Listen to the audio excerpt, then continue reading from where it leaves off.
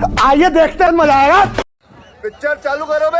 चलो चलो चलो। उत्तर प्रदेश में भारतीय जनता पार्टी की सरकार है, दंगा हो जाए, जिम्मेदार कौन? समाजवादी पार्टी। अच्छा, अगर संविधान में, पार्लियामेंट के अंदर में विपक्ष को 140 सांसदों को ये इनके लोकसभा के अध्यक्ष सस्पेंड कर दें, जिम्मेदार कौन? विपक्ष। चल झूठा। महंगाई से लोग आत्महत्या करें, जिम्मेदार कौन? विपक्ष। अभी तो और नाटक देख लो इसके। किसान का काला कानून पास कर दे सरकार, जिम्मेदार कौन? विपक्ष। महंगाई से लोगों की कमर टूट जाए और किसान आत्महत्या करने पे मजबूर हो जाए, जिम्मेदार कौन? विपक्ष। अगर विदेशी नीति फेल हो रही है, अगर हिंदुओं की रक्षा नहीं कर पा रहे हैं कनाडा में, बांग्लादेश में, जिम्मेदार कौन? विपक्ष। कमाल की बात कर रहे हैं आप भी सुधांशु जी। तो आप सरकार में किस लिए, झुंझुना बजाने के लिए क्या सरकार में बैठे हैं? अभी बता दे भाई, अभी बता दे। ना आप हमारे, ना विदेश में आप हमारी सुरक्षा और रक्षा कर पा रहे हैं, ना देश के अंदर में शांति बहाल कर पा रहे हैं। आपकी सरकार है, आपकी सरकार में इस तरह का यहां पे दंगा हो जा रहा है, पुलिस प्रशासन फेल हो जा रहा है, जिम्मेदारी नहीं लेने को तैयार है। तो क्या सत्ता पक्ष में रह के सत्ता पक्ष की जिम्मेदारी, सत्ता पक्ष का धर्म नहीं निभा रहे हैं? अच्छा, हमको सिखा दिया है। विपक्ष में थे तब विपक्ष का धर्म नहीं निभाते थे, तो आपको जनता कहां रखे? और आप सही कह रहे हैं, वो आप विपक्ष का विरोध करते करते आप राष्ट्र का विरोध करने लग जाते हो। कौन है? क्यों है? आप व्यक्ति का नहीं, राष्ट्र का विरोध करते हो। हम सब तो उसी में आते हैं ना। ये फंस गया सीएम। जितना विपक्ष है, ये लोकतंत्र में क्या होता है? सत्ता पक्ष और विपक्ष दोनों तो लोकतंत्र का हिस्सा हैं। अगर आप विपक्ष की बुराई कर रहे हो लगातार, इसके मतलब आप जनता की आवाज को सदन में नहीं उठना देना चाहते, जनता की आवाज को दबाना चाहते हो, लोकतंत्र खत्म करना चाहते हो। इसलिए आप हमारा विरोध करते करते राष्ट्र का विरोध करने लगते हो, लोकतंत्र का विरोध करने लगते हो। ये कौन है बे? ये तो टट्टी है। संविधान का विरोध करने लग जाते हो। यह चिंताजनक है, इसमें आप चिंता कीजिए।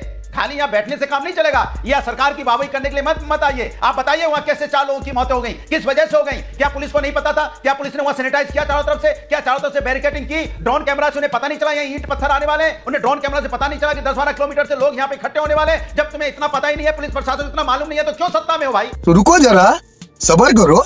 जब आपको कुछ पता ही नहीं है, आपको कुछ मालूम नहीं रहता, उसके बाद कहते नहीं पत्थर आ गए, भीड़ इकट्ठी हो गई अचानक। ऐसा तो हुआ नहीं कि छुमंतर भीड़ इकट्ठी, छुमंतर पत्थर आ गए। वाह, क्या एक्टिंग कर रहा है। ऐसा तो होता नहीं है भाई। इसके पहले पुलिस प्रशासन का एलआई डिपार्टमेंट क्या कर रहा था?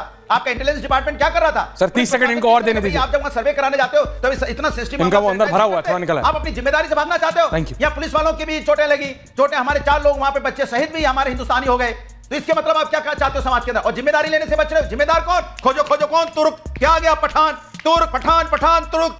क्यों ओवर एक्टिंग करता है साला? ओवर एक्टिंग की औलाद। अब तेरे को बराबर होता नहीं क्या बोलने को? चले एक काम कर, 200 रुपए दे और 50 रुपए काट ओवर एक्टिंग के वजह। तुर्क पठान में डिबेट को भिड़ा देना चाहते हो आप? चाहते हो हम इसको डाइवर्ट कर दें, हम जिम्मेदारी से भाग जाएं? ओके। इसी तरह से काशगंज में हुआ था, याद है आपको? चंदन गुप्ता की मौत हुई थी, कहां थे आप? उसके बाद कुछ हुआ? कहां है उसके पिताजी? अभी भी अपना न्याय मांगते घूम रहे हैं। क्या हुआ उसके बाद? यहाँ पे आपने देखा बहराइच में हमारे आपके बीच में रामगोपाल मिश्रा जी की मौत हो गई, तभी पुलिस प्रशासन किसको जिम्मेदार ठहरा रहा था? तब पुलिस प्रशासन की जिम्मेदारी नहीं थी। अगर समय एक्शन ले लिया होता, समय लगते उसको पकड़ लिया होता, समय लगते उसके घर वालों को पकड़ लिया होता, तो मौत नहीं होती। बाकी सारी बात सुधांशु जी जवाब दे रहे हैं, सतीश जी बोले नहीं है। आपने एक्शन सही लिया होता तो इस तरह की घटना नहीं होती। लेकिन बाकी एक बात है, अगली बार जब आप स्टूडियो आएंगे कुछ और सीखूं ना सीखूं, ये दोनों हाथ से चुटकी बजाना मुझे सिखाएंगे आप। मेरे को एक से आता है, 2 से नहीं आता, मेरे को दोनों से सिखाइएगा। गजब बेइज्जती है। सुधांशु जी, और उसके बाद सरवर साहब आ रहा हूं मैं आपके बीच। सुधांशु जी। प्यारे बच्चों, जो कुछ करना था कर लो, अब्बू आ रहे हैं। देखिए, भदौरिया जी की बात से एक बात स्पष्ट हो गई। मैंने जितने जितने विषय दिखाए थे, कांग्रेस इसकी एक्सपर्ट हो या ना हो, मगर समाजवादी पार्टी दंगे की बहुत बड़ी एक्सपर्ट है। देखिए कैसे कैसे इन्होंने सूक्ष्म स्तर तक उसका विवेचन करके बताया कि ऐसा क्यों वैसा क्यों। तो मैं दर्शकों के विवेक पे छोड़ना चाहता हूं कि पिछले 4-5 महीनों से सब घटनाएं आगे बढ़ी हैं, तो कुछ शक्तियां हैं ना जिनका मनोबल भी बढ़ गया है, जिनकी ताकत भी बढ़ गई है।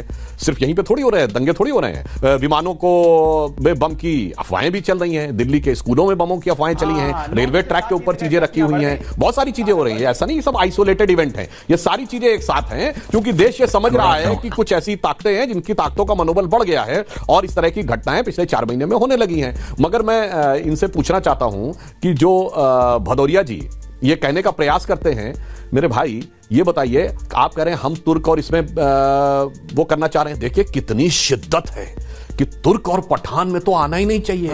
मुस्लिम समाज की कोई जाति का, समुदाय का विभाजन तो सामने आना ही नहीं चाहिए। मगर अभी जाके जोर जोर से कहेंगे कि हिंदू समाज में तो 100 विभाजन करने के लिए तैयार रहेंगे, मगर उसमें 2 का हो जाए तो कलेजा पे कैसे चाक ऐसा निकल जाता है, यह दिखाई पड़ रहा है। और मैं पुनः आपसे कहना चाहूंगा भदौरिया जी, आप ध्यान रखिए कि उत्तर प्रदेश के इतिहास में यदि सर्वाधिक दंगे, सर्वाधिक कानूनी अव्यवस्था अनुराग जी, प्लीज वेट। हुई है तो आपके ही दौरे हुकूमत में हुई है। माफियाओं और दंगाइयों के साथ अगर किसी पार्टी का संबंध रहा है तो यह मैं दर्शकों को याद दिला रहा हूं, मैंने नारा नहीं लगाया था, भारतीय जनता पार्टी नारा नहीं लगाया था, चढ़ गुंडन की छाती पर मुहर लगाओ हाथी पर, यह बहन जी का नारा था। और जिस गाड़ी में लगा हो सपा का झंडा, समझ लेना उसमें बैठा है कोई गुंडा, यह स्वर्गीय अजीत सिंह जी ने बोला था। तो ये दो मैंने गैर भाजपाई नेताओं के और जो शीर्षस्थ नेता थे अपनी पार्टियों के उदाहरण बता दिया है। इसलिए आपकी कितनी भी प्रकार की बातें, मुझे लगता है आपके चेहरे पर लगे नकाब को जनता समझ चुकी है। बात तो सही है।